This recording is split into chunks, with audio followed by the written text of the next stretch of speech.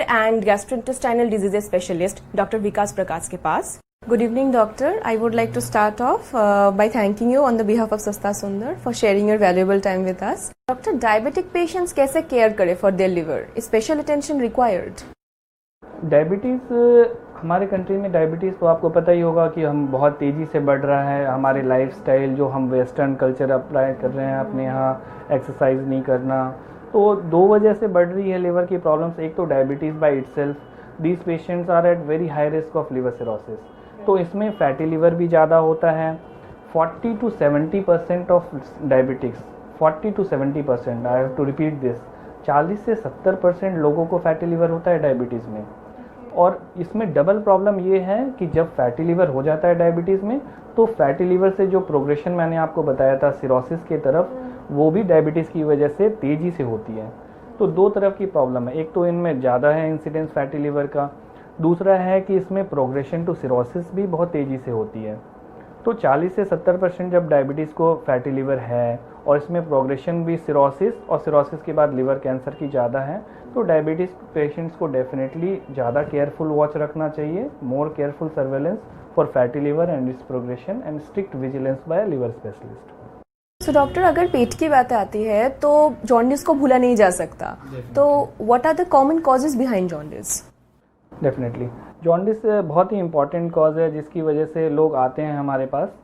तो जॉन्डिस अगर बड़ों में देखा जाए हमारे लाइफस्टाइल में, तो अल्कोहल कैन कॉज जॉन्डिस. अगर हमें पता हो तो दो तरह से कर सकती है अल्कोहल जॉन्डिस.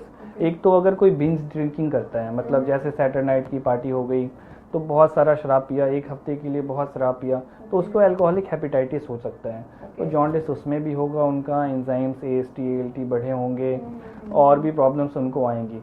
तो ये तो एक्यूट स्टेज है, इस समय ट्रीटमेंट करने से हो सकता है पेशेंट ठीक हो जाए. लेकिन एक होती है दूसरी टाइप की जॉन्डिस जो अल्कोहल कराता है, मतलब पहले वो फैटी लिवर कराया, अल्कोहलिक फैटी लिवर, फिर फाइब्रोसिस, फिर अब अल्कोहल ने सिरोसिस करा दिया. सिरोसिस जब डिकम्पनसेट हो गया, मतलब सिरोसिस और भी एक स्टेज आगे बढ़ गया है और अब जॉन्डिस आ गया है, तो ये alcohol related chronic liver disease बन गया. मतलब सिरोसिस उसके बाद जॉन्डिस. तो ये दो तरह से अल्कोहल जॉन्डिस करा सकता है.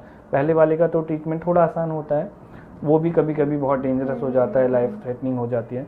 लेकिन दूसरा जो सिरोसिस है उसके बाद अगर जॉन्डिस होता है then it is very difficult. वो प्रोग्रेसिव हो सकता है, बाद में लिवर ट्रांसप्लांट की रिक्वायरमेंट हो सकती है, ये प्रॉब्लम्स आती हैं. नॉर्मली जो बच्चों में पाया जाता है जॉन्डिस या प्रेग्नेंट वुमेन में हेपेटाइटिस A एंड D, ये एक्यूट जॉन्डिस होती है. मतलब कुछ दिनों पहले आपको वीकनेस हो सकता है, फीवरिश हो सकता है, बॉडी एक, फिर भूख कम लगेगा, फिर उल्टी जैसा आपको लगेगा. उसके 10 दिन के बाद आप देखेंगे कि आपको पीलिया हो गया, यूरिन आपका येलो हो गया है, आइज़ येलो हो रहे हैं, भूख नहीं लग रहा. इस वक्त आपका फीवर वगैरह चला जाएगा, मतलब ठीक हो जाएगा, लेकिन आपको पीलिया आ जाएगा. तो नॉर्मली लोग बहुत सारे टोटके करते हैं, हर्बल रेमेडीज़ करते हैं, एडवाइजेबल होता नहीं है क्योंकि ये अपने आप से ठीक हो जाता है. सेल्फ लिमिटेड होता है, ओवर जनरली 30-40 डेज़ ये ठीक हो जाते हैं. किसी का और जल्दी भी ठीक हो जाता है अगर रेस्ट वगैरह लें, अप्रोप्रिएट ट्रीटमेंट लें. कुछ लोगों में हेपेटाइटिस A और E जो जनरली बहुत इनॉक्वस होती है, कुछ नहीं करती, एक्यूट लिवर फेलियर करा देती है. मतलब आज आप ठीक हैं, 2 दिन के बाद आप बिल्कुल बेहोशी में चल गए और उसका ट्रीटमेंट बेस्ट होता है लिवर ट्रांसप्लांटेशन. तो ये ऐसा भी हो सकता है, सारी जॉन्डिस नॉर्मल नहीं होती. तो सबसे इम्पॉर्टेंट होता है अगर इवन आपको हेपेटाइटिस A या E है, जो नॉर्मली हम लोग बहुत इनॉक्वस मानते हैं, बहुत हार्मलेस मानते हैं, जिसे हम मानते हैं कि अपने आप से ठीक हो जाएगा, वो ऐसा कर सकता है एक्यूट लिवर फेलियर. हमारे पास बहुत सारे पेशेंट्स आते हैं जो घर में बैठे रहते हैं, पेशेंट ड्राउजी होता है, ज़्यादा सोने लगता है, लेकिन वो सोचते हैं कि पेशेंट थक गया इसलिए सो रहा है, लेकिन that is acute liver failure. Bleeding हो जाती है, उसमें ट्रांसप्लांट चाहिए होता है. Generally 80% of the time transplant चाहिए होता है. दूसरे हेपेटाइटिस वायरसेस जो क्रॉनिक इन्फेक्शंस करते हैं वो हेपेटाइटिस B और C. ये अनेक माध्यमों से फैल जाते हैं, जैसे ब्लड से फैलते हैं और भी बहुत तरीके से फैलते हैं, जैसे कि HIV फैलता है. तो इनको पकड़ में आने में प्रॉब्लम होती है, क्योंकि ये तभी पकड़ में आता है क्योंकि ये कोई प्रॉब्लम नहीं करती. ये पीलिया भी आपको स्टार्ट में नहीं करेंगे, ये अंदर ही अंदर लिवर को डैमेज करती रहती है. तो ये पकड़ में तब आते हैं जब आप कोई ब्लड डोनेशन के लिए गए हैं, वहाँ रूटीनली हेपेटाइटिस B और C का टेस्ट होता है, तो आपको पता चलेगा आप हेपेटाइटिस B सफ़रर हैं या हेपेटाइटिस C सफ़रर हैं. या फिर आपका सिर्फ enzymes that is AST ALT वो रहेगा 40-50, कभी 60 हो जाएगा, कभी 100 हो जाएगा, फिर वापस कभी 40-50 आ जाएगा. तो अगर वैसे लोग लिवर स्पेशलिस्ट के पास जाते हैं कि सर हमारा ऐसे एंजाइम्स क्यों बढ़ा रहता है, तो उसकी एवेलुएशन में ये पकड़ में आती है कि हेपेटाइटिस बी और सी है। तो अगर हेपेटाइटिस बी एंड सी आपको हुआ तो जनरली आपको मेडिकल ट्रीटमेंट की आवश्यकता होती है।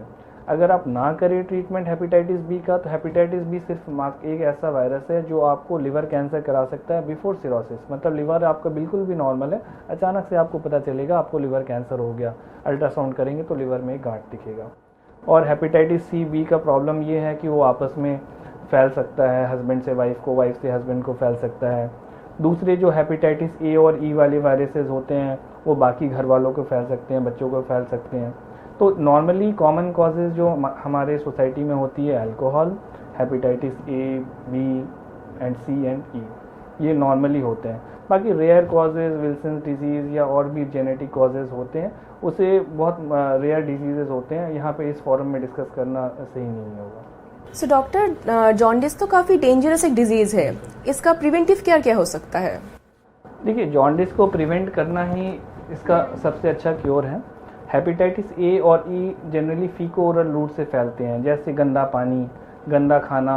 अगर आप सीवेज का पानी घर के पानी से मिल जाए, या कितनी बार हम बाहर में खाना खाते हैं, फुचका खा रहे हैं, बाहर में चाट खा रहे हैं, अगर वो पेशेंट इन्फेक्टेड है, या फिर वो जो पानी जहाँ से लिया या जहाँ से खाना लिया, जो मतलब सामग्री मिला रहा है, अगर वो किसी इन्फेक्टेड पर्सन से आया है तो आपको हेपेटाइटिस ए और ई हो जाएगा। तो हाइजीन इज़ वेरी इंपॉर्टेंट। ठीक है, पानी का हाइजीन, पानी आप अच्छे जगह से पिएं और देखें कि सीवेज सेपरेट रहे आपके खाने की आइटम से। अच्छे जगह से खाना खाएं, स्नैक्स वगैरह खा रहे हैं तो अच्छे जगह से खाएं। इससे आमतौर पे हेपेटाइटिस ए और ई से बच सकते हैं। चिल्ड्रंस जो बच्चे होते हैं इन्हें हम हेपेटाइटिस ए के अगेंस्ट वैक्सीनेट करवा सकते हैं ताकि उन्हें हो नहीं हेपेटाइटिस ए, क्योंकि कुछ पेशेंट्स मैंने आपको जैसा बताया एक्यूट लिवर फेलियर हो जाते हैं जो बहुत ही डेंजरस होता है, लिवर ट्रांसप्लांट चाहिए होता है। तो वैसे कंडीशंस को बचाने के लिए आप हेपेटाइटिस ए का वैक्सीन लगवा सकते हैं अपने बच्चों को।